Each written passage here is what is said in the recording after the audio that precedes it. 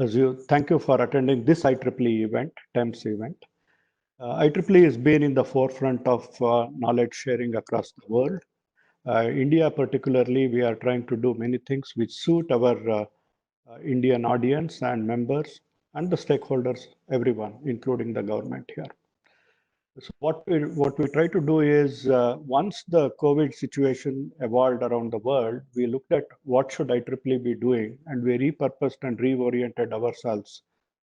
Our leadership team, that's the board of directors, people elected to the position around the world, they decided that some of the knowledge what we have should be shared with humanity at large.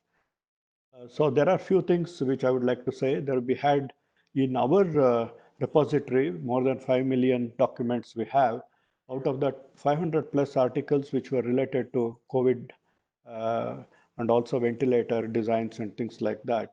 We immediately opened it up for everyone's usage. Similarly, we have a lot of e-learning material, which we opened it up for all our digital library customers as free, which was otherwise offered for a small price. And also the standards, we had 26 standards which were related to the equipment design and other things which is needed for this situation. We made it free for everybody. Anyone can access it now. Similarly, the ebooks and array of other resources, there are URLs here. I will share the deck with you as well. So similarly, we have different organizational units. Many may not know how IEEE is structured. It's a very complex and a very large organization. I don't want to go into that detail. It takes an hour by itself just to introduce IEEE. So we have several programs. Each program started offering certain things to people who are interested in receiving that information. When perhaps the level of interest based on the need, and also the training. You can also upscale yourselves at this time when we are all locked down in these situations. When we go back to work, if we have some additional skills that will come handy in our work, also in our careers. That's what Suhas was elaborating, how he himself came through the full stack version. We can try to develop that way. Try to take a look at the spectrum IEEE.org, the URL below. You will have a host of resources which you can access and benefit during this time. So for members, we have created many virtual events. In India itself, even taking this into account, we could have done around more than 100 events in the last 1 month, including hackathons, including app development competitions, including various things which happened. We did conduct a very important one 2 days back. What happened on 5th of April, 9 p.m. for 9 minutes? That everyone knows what happened. We all switched off lights and we switched on a candle or a diya or something like that. But what happened in the background when the grid did not fail, as many predicted, it is a lot of science engineering which goes on, even data analytics which goes on behind the scene. We conducted a webinar, more than 1,000 people attended, who's who in the power sector around India. That's the level of interest. We are also seeing one thing in India now is our webinars, if somebody registers, say if 100 people register, normally we used to have participation of towards 30 to 40% maximum. Now we are seeing anywhere between 70 to 80% participation. So even for a program like this today, most of you have stayed full day. That itself is remarkable. I think people are trying to take advantage of the current situation to learn or understand or even network, even in these circumstances. The standards, we have no cost publications. Similarly, technical activities, we have 39 societies and 7 councils. Each one of them have put out something related to the current situation, what people are interested in. So we also have humanitarian activities in IEEE. IEEE Special Interest Group on Humanitarian Activities has called for proposals which from members, and anyone can submit also for these requests. The interesting proposals which may come up with ideas which will be beneficial will also be funded. In fact, we already started funding them. We funded a small ventilator program, in Chennai. We did give some money because we thought that it was a mechanical device, plus it had some innovation in it.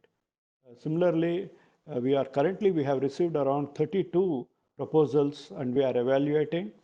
Once we complete our evaluation, perhaps we'll go back and then provide certain level of funding for their work, what they plan to do as well. So we also have a hub, COVID-19 News and Resources Hub. Take a look at it so that you will see what is going on around the world uh, and how IEEE is looking at it. So IEEE Spectrum, which is the flagship magazine of IEEE, which is also blogging on the COVID situation now.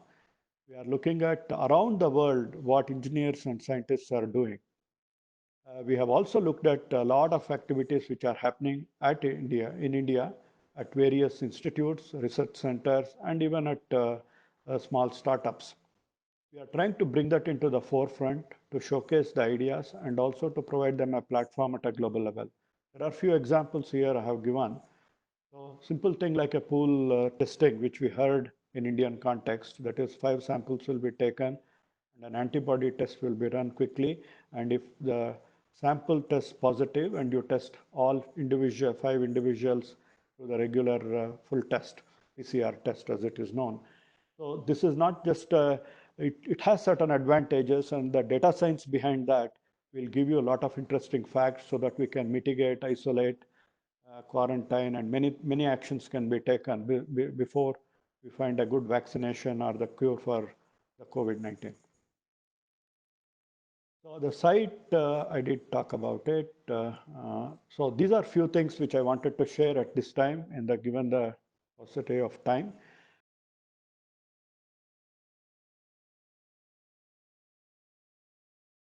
One is we had more than 500 papers related to ventilators and other equipment, which people are discussing at this moment. And we made it free for entire humanity. Anyone can download and use it. They don't have to pay anything to IEEE. Most students are part of an institution which already has the digital library access. We also opened up that to login and password so that now we understand that students are not in the campus.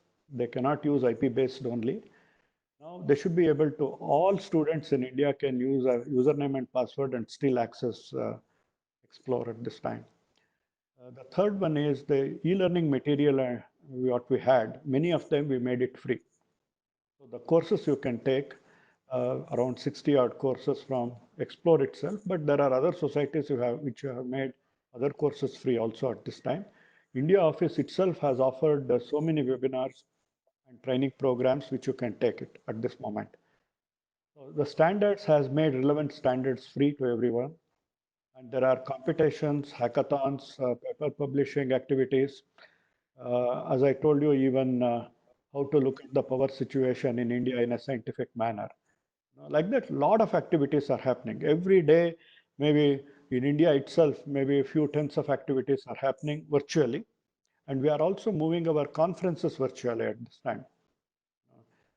That will benefit more number of people to stay connected and to learn. That is what IEEE is trying to do at this time. Also, we are providing financial assistance for bright ideas, for research and innovation. That's what we are focusing at this moment.